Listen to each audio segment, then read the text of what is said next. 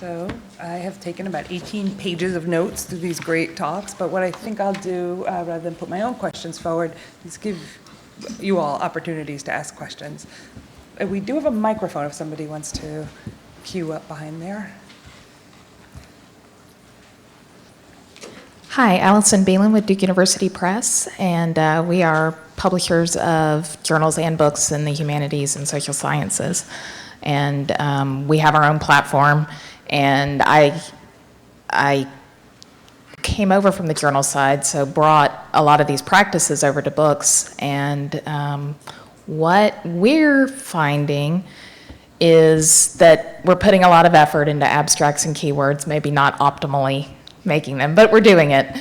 But we've got two big challenges. One is Google Scholar, and the fact that even with our monographs, we are creating abstracts and keywords, but that still isn't, they're still not indexing them. And then the other big challenge for discovery are citation styles in the humanities, and especially with monographs, where the citation is always to the book and a page number rather than a chapter.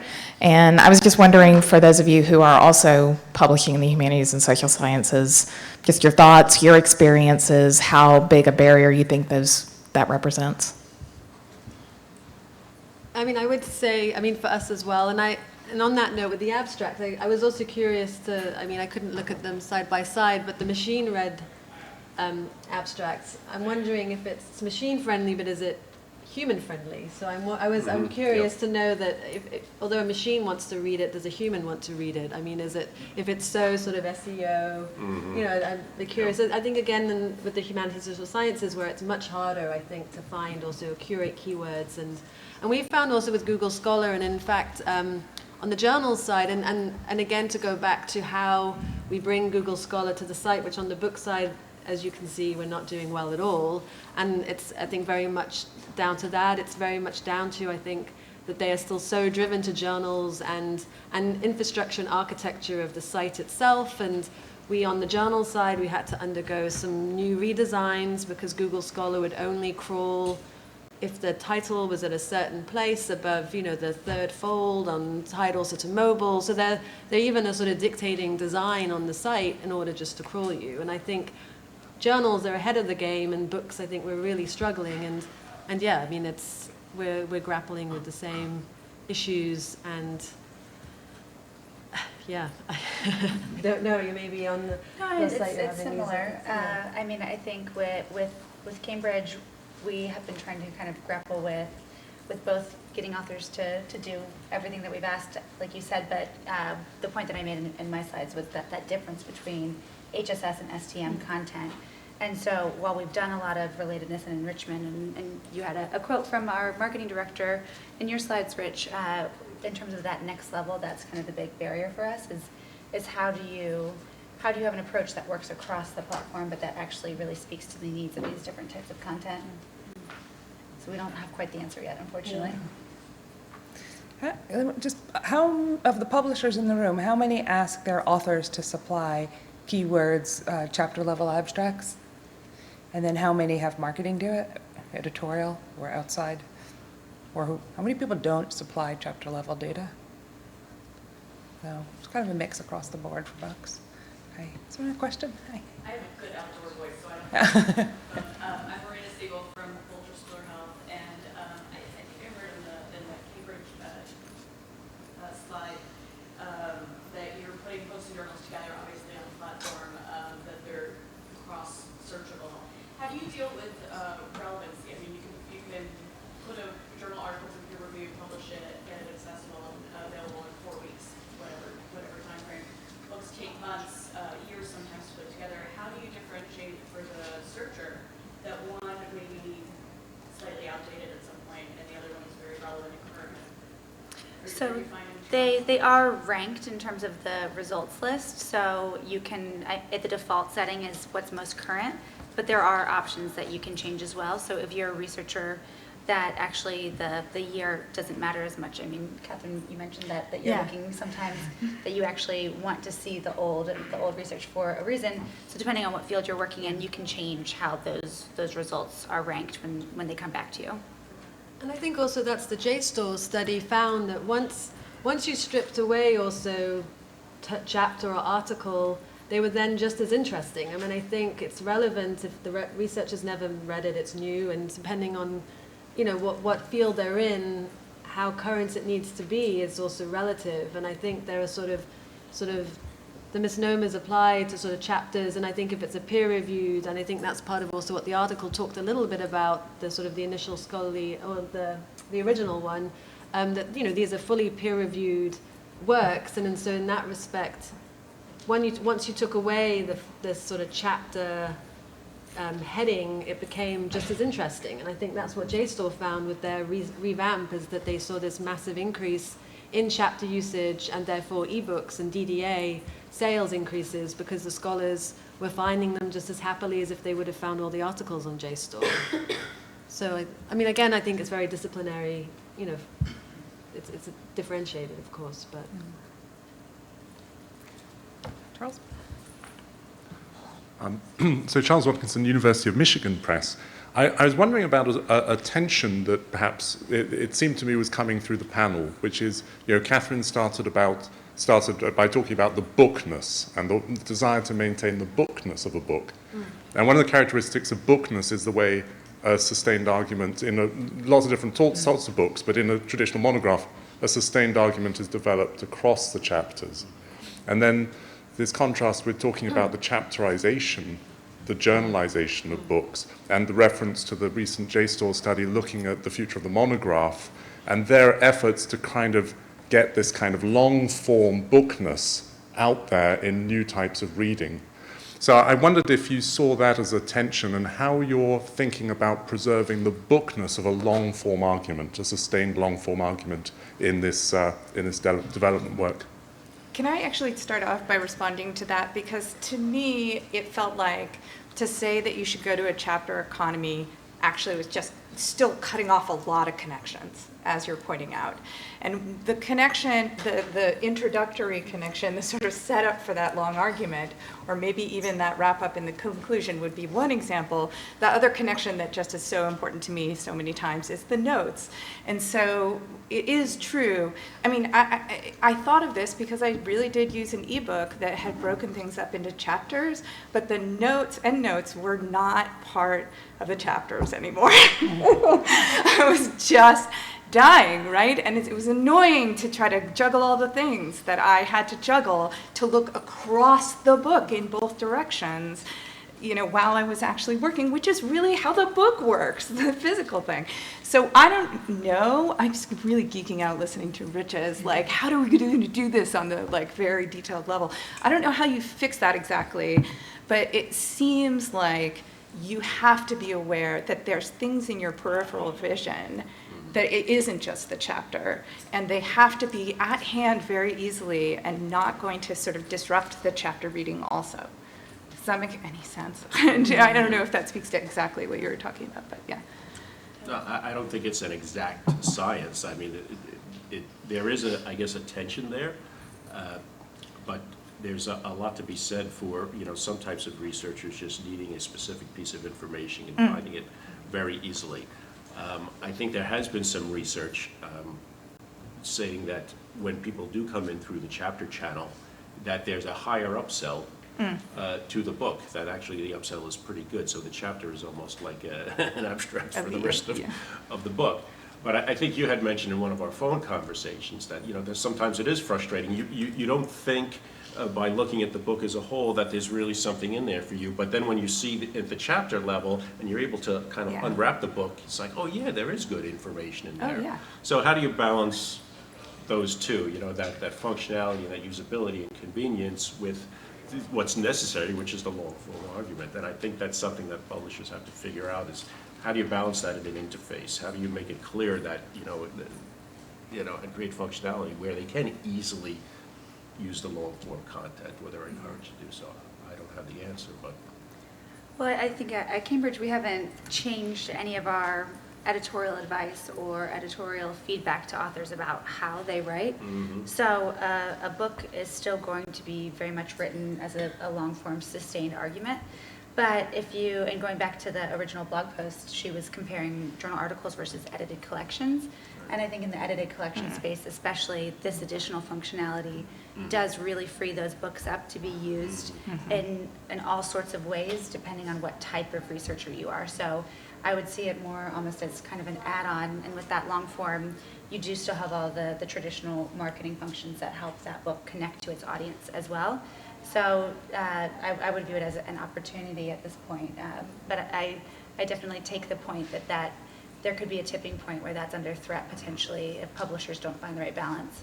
But Go ahead. Well, I would say I think the big problem with the long form argument monograph is that people aren't reading the long form monograph, no matter which way we present it, whether it's in pieces or in its entirety. I mean, I think we see students, the average student today isn't reading them, and so the professors aren't putting them on their reading lists. And I think it's in crisis no matter which way we present it, just by virtue of the end reader in the end, which is the sad reality. I have other thoughts about that, but I'm Well, not I going would to. love- But I was going to say, I'd love- well, yeah. a couple of people just said, depending on what kind of researcher you are, and I just wanted to flag something, which is, there's plenty of times I'm the researcher who's like in and out.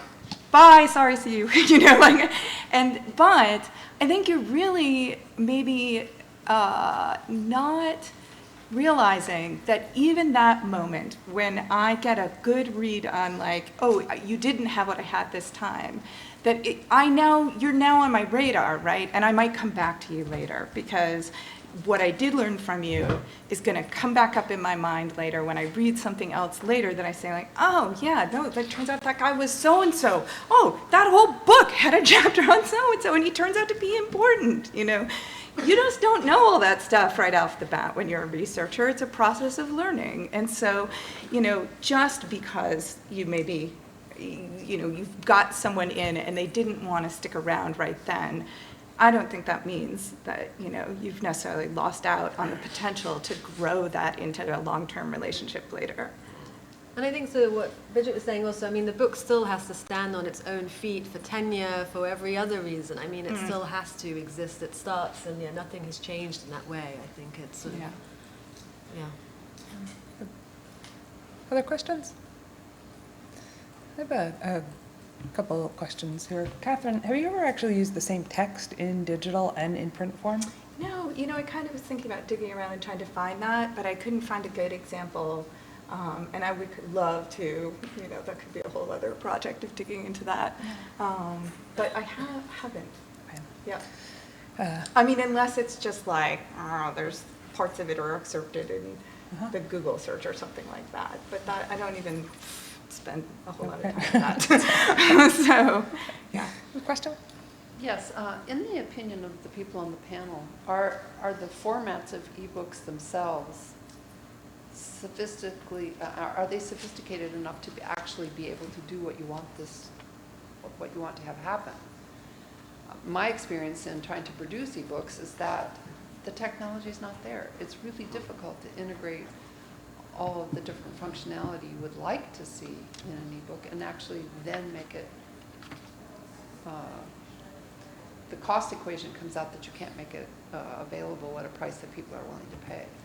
So I guess what I'm saying is the technology for ebooks at a place where it can do, I mean, it should be simple to take a book and chapterize it in an ebook format and then, especially if they have multiple authors, and then make it available as a whole book or as a chapter.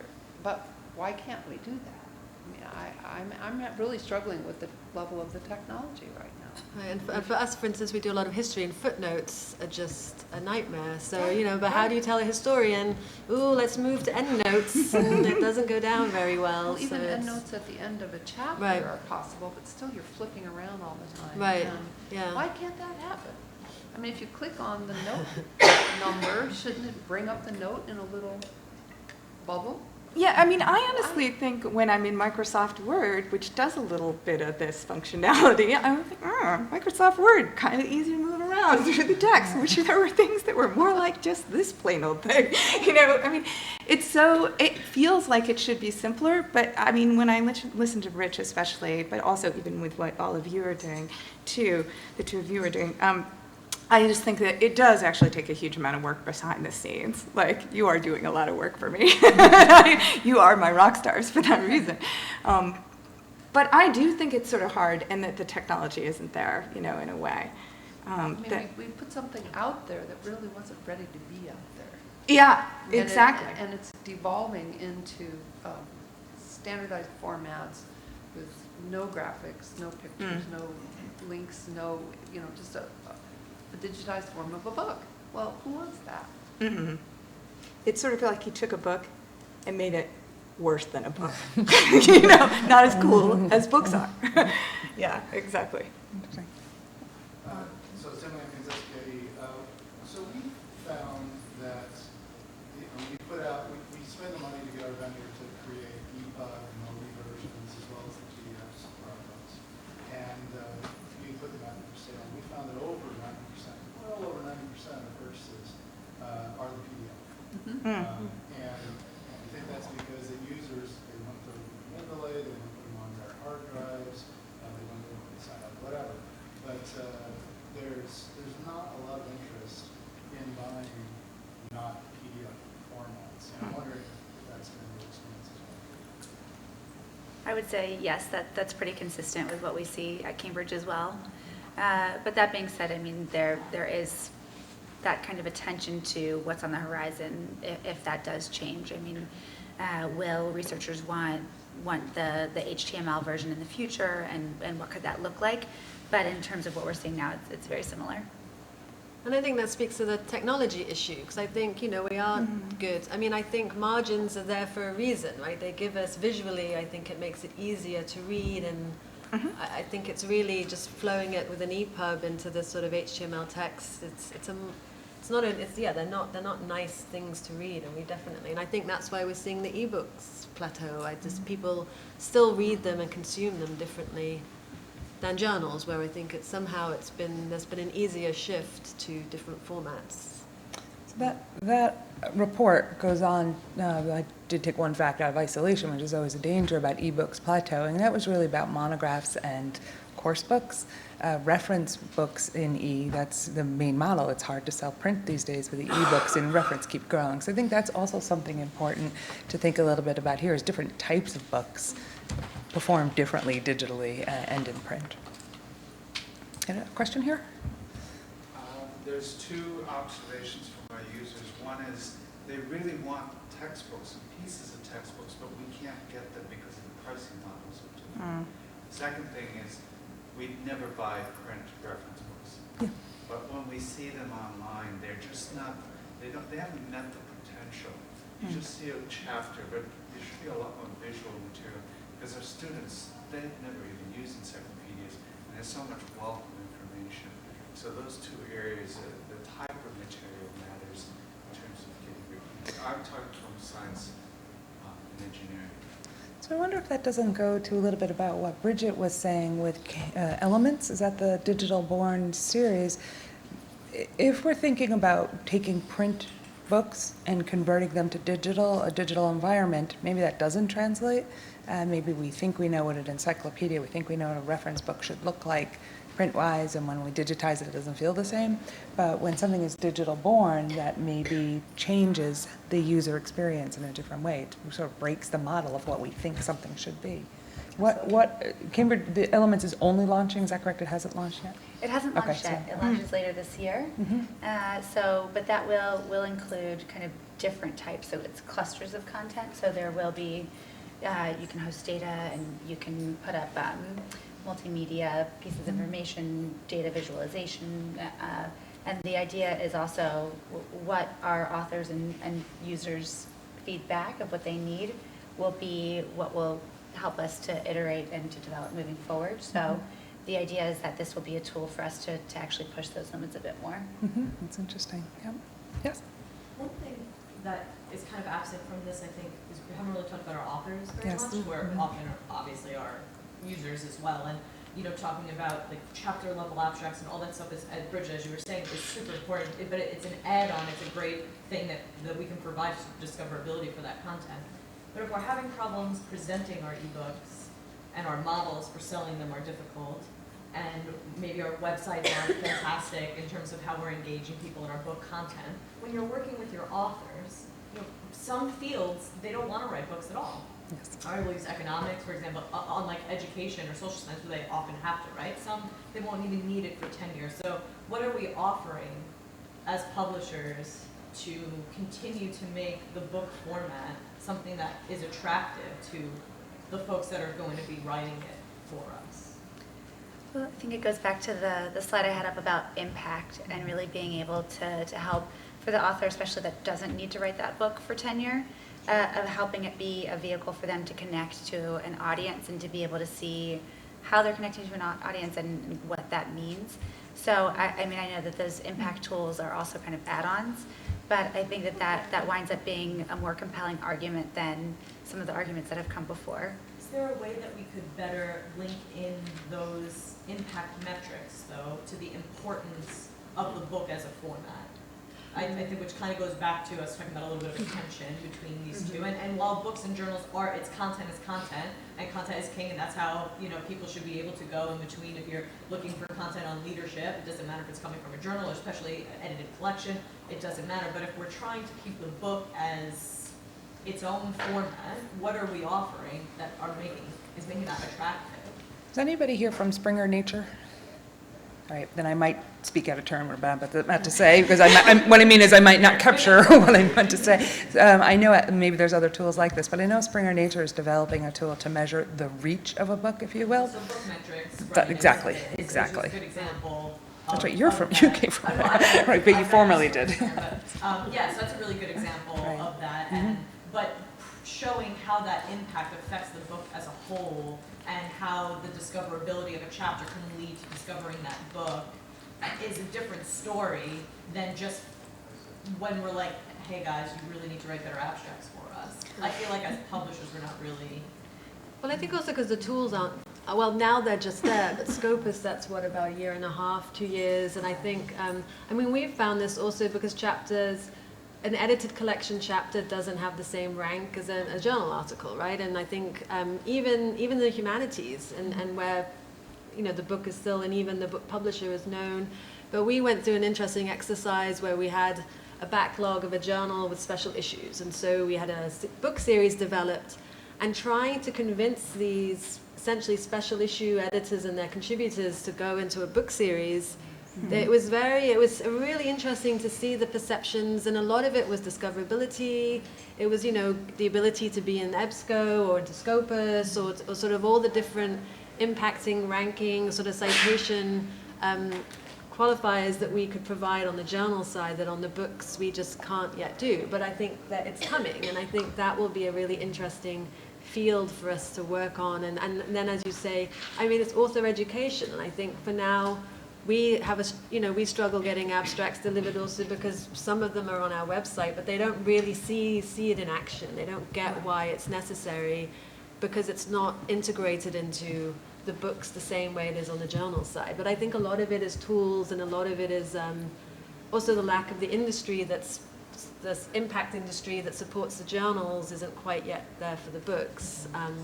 But it's coming, and I think once it does, I think that will have a big interest. But then, as you say, yeah, I mean, it's author education and us really needing to sort of And it is drive that different. I home. mean, book content is different content, barring at a collection. So you're talking about reference, that content is completely different. Looking at a topic from 6 different angles in more than 7,000 words is a different way of looking at something, which is a book's advantage, which sometimes gets lost when we try. When we're I mean, discoverability is super important. If nobody's reading it, it doesn't matter. But at the same time, the book kind of needs to be preserved in some way, which I think goes back to what we kind of opened Yeah. a little bit. That's good. One final question? Oh, okay. Well, thank you once again for all joining, and thank you, this wonderful panel.